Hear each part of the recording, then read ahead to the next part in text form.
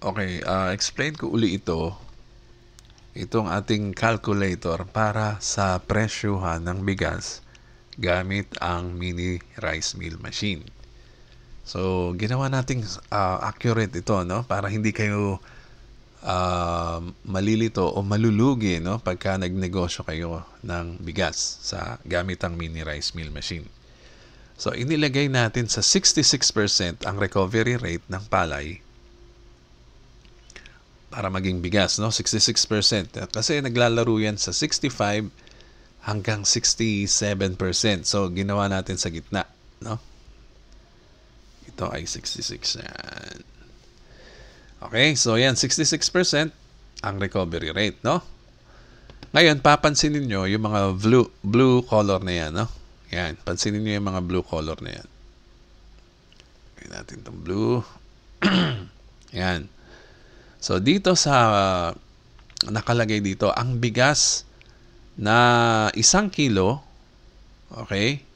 Ang bigas na 1 kilo ay kailangan mo ng 1.52 o 1.5 kilo halos na to, no? Ng palay para magkaroon ka ng 1 kilong bigas. Dito, pansinin nyo rin to, ginawa nating 20 pesos ang dried palay, ang price ng dried palay. Average na lang yan, ha? Ayon sa NFA website. So, naglalaro lang dyan, 21 hanggang 23 yan. Yung dried palay na yan. May nagsasabi 19.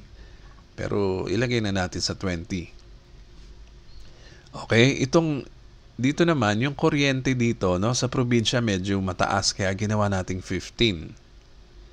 Sa Maynila, 11 to 12 pesos per kilowatt hour ang rate ng Meralco. So, ginawa nating 15, no, sa probinsya para hindi naman tayo ma-short. Ilagay natin sa mas mataas, no? Okay, so ito palang 1 kilong bigas na to ay 1.5 kilong palay. Okay, ang total price niya ay 30 pesos and 30 cents. Ayan. Kasi 20 pesos per kilo eh. Ito magiging price niya. Papatakbuhin mo ang machine ng 40 seconds. Yes. So, wala pang 1 minute, meron kang 1 kilong bigas, no? Ilalabas ng machine. So, ang kuryente mo dyan, lumalabas na 22 centimos ang 1 kilo. So, mura lang, no? Kung 22 centimos yan, ibig sabihin, ang bigas mo na presyo ng bigas mo ay lalabas na 30 pesos and 52 cents. Ayan, yan yung puhunan mo, no? Ito kasi yung puhunan mo. Tsaka ito. Total price ng puhunan mo ay 30 pesos and 52 cents. So, kayo na bahala lalagay ng margin dyan, di ba? So, ngayon, kung ang gusto mong i-produce ay 1 kabang bigas na 50 kilo. Okay? 50 kilo yan, 1 kaba, no? Lumalabas 75 kilo na palay ang kailangan mo. Okay? Para ma-produce ang 50 kilo na bigas o 1 kaban. Ito, 1 kaban, no? Ngayon, aandar ang machine ng 20 minutes. Okay, 20 minutes, makakapag-produce ka ng 1 kaban, gagastos ka sa kuryente ng 11 pesos per kaban, no? Yan pala ang exact amount niyan. So, kung 15 per kilowatt hour yan, ha? So, lumalabas ang 1 sakong bigas mo na puhunan ay gagastos ka ng 1,526.15 cents. Okay? So, inad lang naman to, tsaka ito. Ito ang total. Sa Maynila, ang 25 kilo na bigas ay almost the same price na to. Konti na lang dadagdag mo. So, mahal talaga ang bigas, no? Lumalabas yan, mga 1.3 mahigit or 1.2 mahigit, ganyan. So, konti na lang idadagdag mo, meron ka ng 50 kilo kung may machine ka. Pero 25 kilo lang yun, yung maliliit na sako dito sa Maynila, no? So, ibig sabihin, 25 kilo. 1.3. Eh, dito ka na sa machine na to, meron ka ng 50 kilo na bigas. O, di ba? Laki na natipid mo, no? Ngayon, pinag-uusapan natin tong isang sakong bigas, no? Isang sakong bigas, 50 kilo.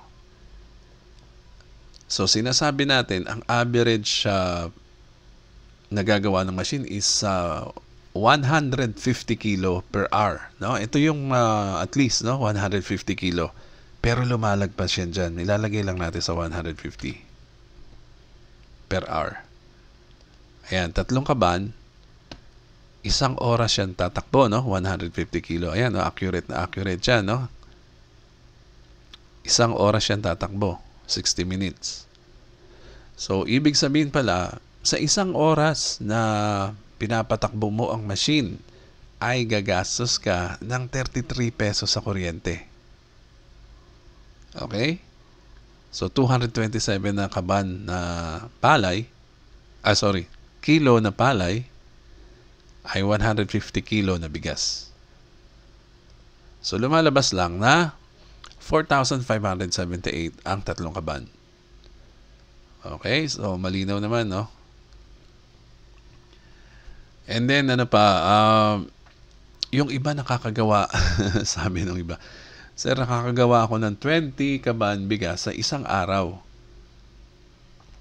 Nakakagawa daw ng 20 kaban. Tingnan nga natin kung accurate nga ito. Kung 20 kaban, kung 20 kaban, i-divide natin yan sa 3 kasi nakakatatlong kaban sa 1 oras. Divided by 3. So, tinatrabaho nila ito ng 6 hours and 66. Almost 7 hours din, no? Which is tama naman, no? Na proportion naman, no? Siguro sa 7 hours, higit sa 20 kaban na yan, no? Magagawa mo. Dito, 6.66 lang hours. Okay? So, malinaw naman, no? So, tama. May pagkatama siya. Ngayon, ilang kilo ba yung 20 kaban? 20 multiply natin sa 50 kilo. 1,000 kilo ang nagagawa sa 1 araw. Tingnan nga natin kung tama ang ating calculator. 1,000 kilo bigas ay 20 kaban. Tama. Ayun, no? Ilang sakong bigas? 20. Ayan. So, gagawin niya ito ng 6.67 hours. Tama rin naman, no? 1 araw na yan. Hindi ka pa na lumagpas ng 8 hours, no? Okay? So, yan. Bali, accurate yung calculator natin. So, sa 20 kaban na bigas, yan, 20 kaban bigas, ay gagastos ka ng 220 sa kuryente. So, dapat alam mo yung gastos mo sa kuryente kasi kasama yan sa expenses mo, no? Na i-compute. Para alam mo kung magkano ang ipapatong mo, magkano ang kikitain mo, kung malulugi ka ba o kumikita ka ba, no? Importante na may calculator ka. So, yan. Siguro naintindihan niyo naman, no? Aalamin nyo muna, ang gagawin nyo, bibigyan ko kayo ng access dito. May link itong video na to sa description. So, i-check nyo yung description ng mga videos namin dahil nandun lahat ng information, no? Kasama na ang link na to para mag-calculate ng presyo. So, pag naka-access kayo dito, nakapunta kayo dito sa website namin, ito ma-access nyo na ganyan na ganyan, unang-una nyong gagawin ay alamin nyo muna yung rate ng kuryente sa lugar nyo. For example, ito, ang rate namin is 12 pesos. Diba, laki ng difference? Yung 1 sakong bigas, 1 kilong bigas, ay wala pang 20 centimos. So, malaki yung difference din, diba? So, yan, bali, alamin nyo muna yung kuryente, rate nyo sa lugar nyo, at baguhin. No? Kunyari, 15, balik mo, 15. Ganyan, lagay mo lang 15.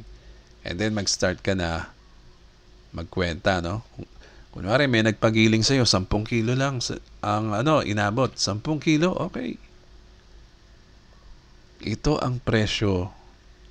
So, ayan ang puhunan price, no? So kayo na bahala magdadagdag ng inyong margin. Okay? So, yan. Kung 1 kilo, 30. Gawin yung 35. Gawin yung 37, 38, 39. Huwag nyo na ipahabot ng 40, ha? Huwag masyado tumubo. Kasi pag 40 na, makikita nila, 4 na nag-start yung number. Sa palengke, may mga 48, 49. Okay? Baka may 47 pa. So, huwag nyo na paubuti ng 40 para pag nakita nila, nag-start sa 3, mamumurahan sila niyan. Kahit sabi mong 38, 37, o yan lang ang tubo mo, 7 pesos, 8 pesos, okay na yon. So, para sa'yo, sila kukuha ng bigas. Okay? So, dito makikita mo yung puhunan mo, yung gagastusin mo. So, yan lang po muna. Sana naintindihan nyo ang aking calculator na ginawa para sa pagpresyo ng bigas gamit ang mini rice mill machine. Ito po si Simple Machines PH.